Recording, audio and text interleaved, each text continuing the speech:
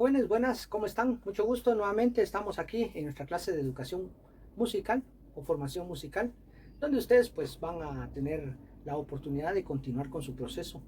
Hemos estado viendo acerca de las épocas de la historia en Guatemala y la música en Guatemala. Hemos estado estudiando acerca de los compositores, el arte, cómo influía el arte y sigue influyendo el arte en nuestra cultura guatemalteca. Y por supuesto ahora vamos a caer a una nueva época, la época del siglo XX en Guatemala. Comenzamos en un momento.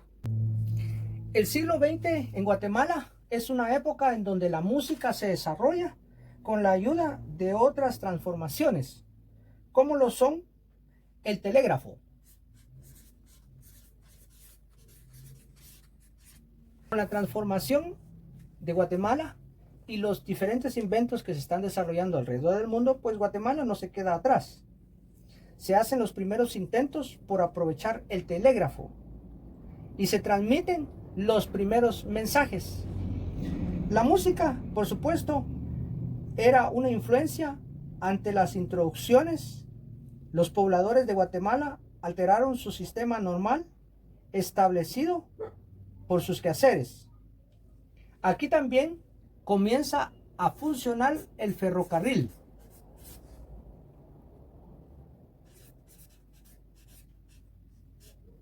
Recordemos que en esa época el ferrocarril comienza a funcionar y comenzamos a escuchar canciones como por ejemplo el Ferrocarril de los Altos, que es una música muy representativa de la música guatemalteca. Entonces el ferrocarril influye. El nuevo siglo traía también a los pobladores otras perspectivas de vida. Se comienzan a tener teatros, se comienzan a diseñar diferentes espacios artísticos, como lo son también los conservatorios.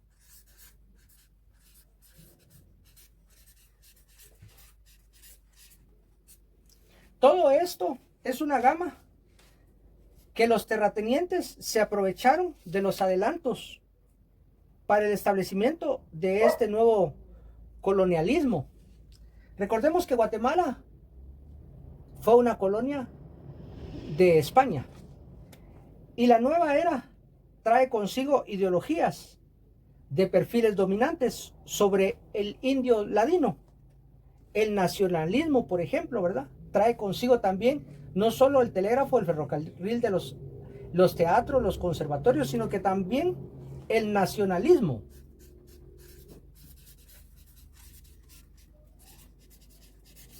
En esta época vemos nosotros cómo se desarrolla lo que ahora conocemos como el himno nacional de Guatemala. En esta época también existieron dictaduras que dieron origen a nuevas formas de transformación en la música.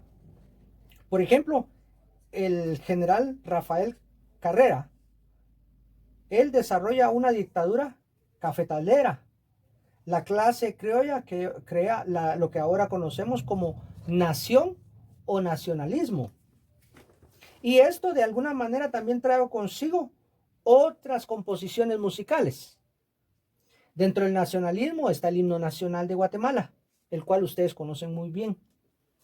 Desarrollándose también, por ejemplo, cánticos con énfasis en la caficultura, cantos con énfasis en el amor hacia nuestra nacionalidad, el amor hacia nuestras comunidades, el amor hacia las mujeres de nuestros pueblos.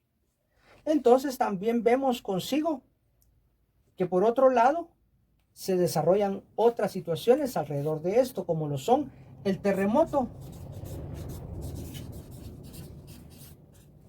El terremoto de 1917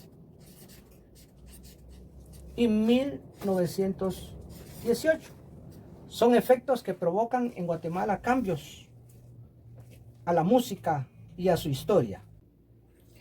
En estos cambios se desarrolla un distanciamiento social y una condición miserable en la que se mantenía la clase media baja.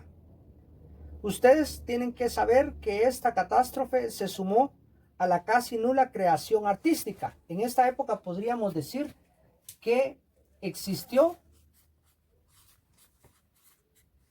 una representación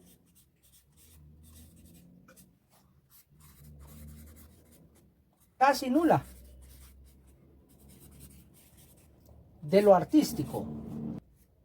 Se le llama dictadura a una gama de cambios nacionalistas y que propician la fuga de muchos valores extranjeros. Después, en el año de 1917, se formaron conjuntos orquestales. Conjuntos orquestales.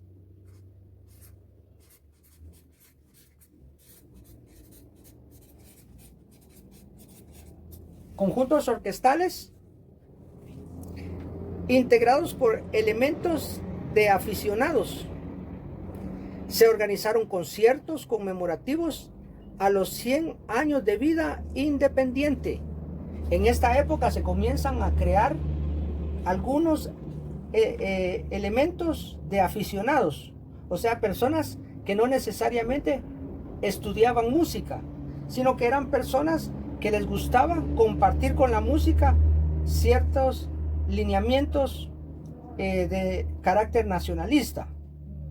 De los músicos que habían viajado al extranjero, podemos nombrar a Ricardo Castillo.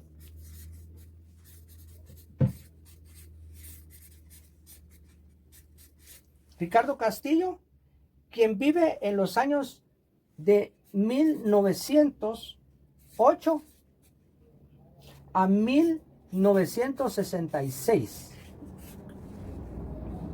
Escribió música de piano y obras orquestales. También podemos nombrar a José Castañeda.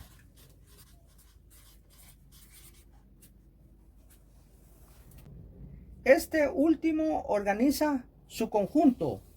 El conjunto de él se llama Ars Nova, que sería volver de París. De esta manera, y junto con otros sucesos, como por ejemplo comienza a divulgarse la información musical.